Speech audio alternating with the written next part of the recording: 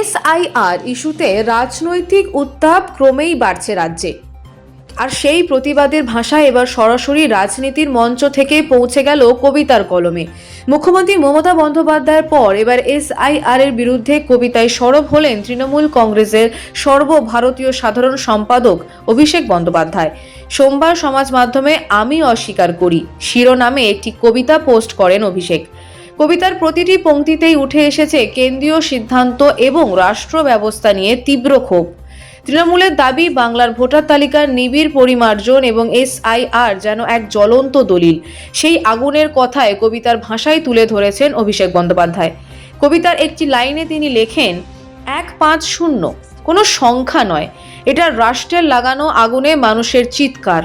রাজনৈতিক মহলের একাংশের মতে এই পংক্তিটির মধ্যে দিয়েই এসআইআর প্রক্রিয়ার জেরে মৃত্যুর অভিযোগের ইঙ্গিত দিয়েছেন তিনি। এর আগে সিঙ্গুরের সভা থেকে মুখ্যমন্ত্রী মমতা বন্দ্যোপাধ্যায় জানিয়েছিলেন এসআইআর নিয়ে 3 দিনে তিনি লিখেছেন 26টি কবিতা, যা বই আকারে প্রকাশ পাবে এসআইআর নামেই। সেই সভাতেই একটি কবিতা পাঠ করে মমতা বলেন, এই লেখার মধ্যে দিয়েই তিনি মানুষের কাছে তার প্রতিবাদ পৌঁছে দিতে চান। অভিষেকের কবিতা প্রকাশ্যে আসতেই কটাক্ষে সরব হয়েছেন বিজেপি। রাজ্য বিজেপির প্রধান মুখপাত্র দেবজিৎ সরকার বলেন, এই কবিতা আদেও অভিষেকের লেখা কিনা তা নিয়েই প্রশ্ন রয়েছে। কে লিখে দিয়েছে সেটাও ভাবার বিষয়। এসআইআর ইস্যু ইতিমধ্যেই আদালত থেকে রাজপথ সব জায়গাতেই রাজনৈতিক সংঘাতের কেন্দ্রে। সেই বিতর্কে কবিতার ভাষায় প্রতিবাদ নতুন মাত্রা যোগ করল বলেই মনে করছেন রাজনৈতিক পর্যবেক্ষকেরা।